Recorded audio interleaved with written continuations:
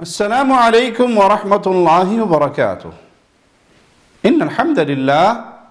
نحمده ونصلی علی رسولہ الکریم اما بعد۔ بہت برے ہیں وہ لوگ جو دنیا کمانے کے لیے دین کو ذریعہ بناتے ہیں۔ ان کا مقصد صرف دنیا کا حصول ہوتا ہے، لیکن دنیا کے چند ٹکڑوں تک پہنچنے کے لیے سیڑھی دین کو بنائی جاتی ہے۔ اور اس سے بڑھ کر برے وہ لوگ ہیں جو دین اسلام کا نام لے کر انسانوں کو ایک خالق و مالک سے توڑ کر اپنے ساتھ جوڑ کر حقیقت میں اپنی پوجا کروانے کا شوق دل میں پالے رکھتے ہیں۔ اسی طرح کے ڈھونگی پیر و بابا آپ کو اپنی گلیوں میں کثرت سے نظر آئیں گے، جو اپنے بارے میں عجیب و غریب دعوے کرتے ہوئے، اپنی شان کو بڑھاتے ہوئے، اپنے آپ کو اپنے مریدوں کے سامنے کوئی اور ہی مخلوق بنا کر پیش کرنے کی کوشش کرتے ہیں۔ ایسے ہی لوگوں میں پیر حق خطیب اور شف والی سرکار بھی شامل ہے،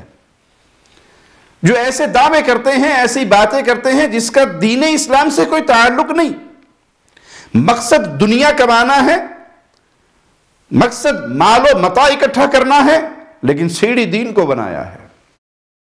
ان کا یہ کہنا کہ میں 18 سال سے آج تک سویا ہی نہیں، انا للہ و انا الیہ راجعون۔ رسول اللہ صلی اللہ علیہ وسلم سوتے بھی تھے، آرام بھی فرماتے تھے۔ وہ حدیث مشہور آپ نے بارہا علماء سے سنی ہوگی کہ آپ نے سیدنا بلال کی ڈیوٹی لگائی کہ ہمیں فجر کے لیے اٹھانا، اور سیدنا بلال سو گئے، باوجود یہ ڈیوٹی آپ کے ذمہ لگ چکی تھی، نیند ان پر بھی غالب ہو گئی، اور پھر سورج کی کرنیں مصطفیٰ علیہ السلام کے مبارک چہرے پر پڑی اور آپ اٹھے اور کہا بلال کہاں ہے؟ جواب دیا سیدنا بلال نے، جو چیز آپ پر غالب ہو گئی وہی چیز مجھ پر بھی غالب ہو گئی، آپ بھی سو گئے اور میں بھی سو گیا۔ یہ 18 سال تک جاگتے رہنے کا دعویٰ کسی صحابی نے نہیں کیا، حالانکہ اولیاء اللہ میں سب سے پہلی جماعت اولیاء اللہ کی نبی کے صحابہ اور نبی صلی اللہ علیہ وسلم کے اہل بیت ہیں۔ انسان کو تو اللہ نے مجبور بنایا ہے، کمزور بنایا ہے، اس کے لیے نیند لازم ہے، لیکن یہ جھوٹے دعوے کر کے اپنے آپ کو کوئی اور مخلوق ثابت کرتے ہیں۔ ان کی شعبدہ بازی وہ آپ کے سامنے ویڈیوز کے اندر موجود ہے، کسی کے منہ سے کیلے نکلوا رہے ہیں اور کسی کی آنکھ سے موتی نکلوا رہے ہیں، یہ دکھانے کے لیے آپ کے سارے مسائل کا حل صرف میری درگاہ پر ہے، میرے پاس آ جاؤ، سارے مسئلے حل ہو جائیں گے۔ یہ اللہ کی مخلوق کو اللہ سے توڑ کر اپنی ذات سے جوڑنے والا شخص ہے، یہ شرک کی طرف لے جانے والی دعوت ہے، یہ غیر اللہ کی عبادت کی طرف لے جانے والا ایک گندا راستہ ہے۔ انبیاء کی جماعت لوگوں کی عبادت سے ہٹا کر اللہ کی عبادت کی طرف بلانے کے لیے آئی، لا الہ الا اللہ کا پیغام دے کر اللہ کی مخلوق کو اللہ سے جوڑا کہ عبادت اللہ کی، تمہارے ہر مسئلے کا حل اللہ کے پاس ہے، تم پکارو اللہ کو، مانگو اللہ سے، جوتے کا تسمہ بھی ٹوٹ جائے تو اللہ سے سوال کرو۔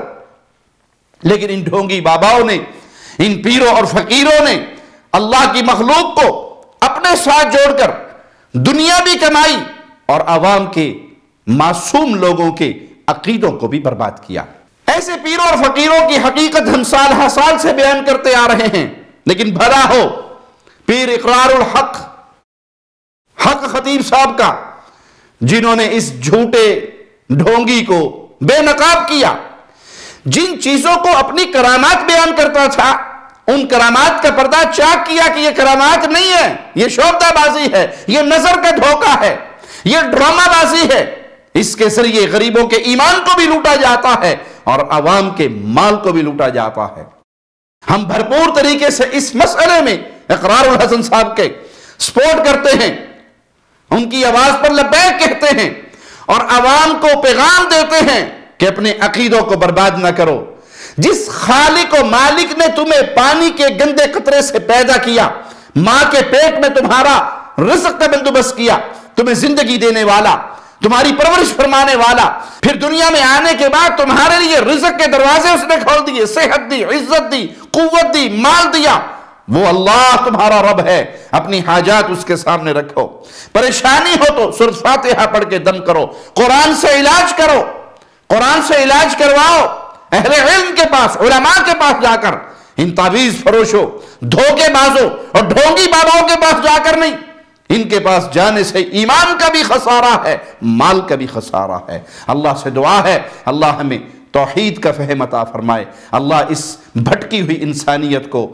ہمیں توفیق دے کہ ہم ان کا رشتہ خالق و مالک سے جوڑیں اور ان جھوٹوں سے توڑیں۔ اقول قولی ھذا واستغفر اللہ لی ولکم ولسائر المسلمین۔ ہر لمحہ قرآن اور سنت کا ترجمان، فضیلت الشیخ توصیف الرحمان۔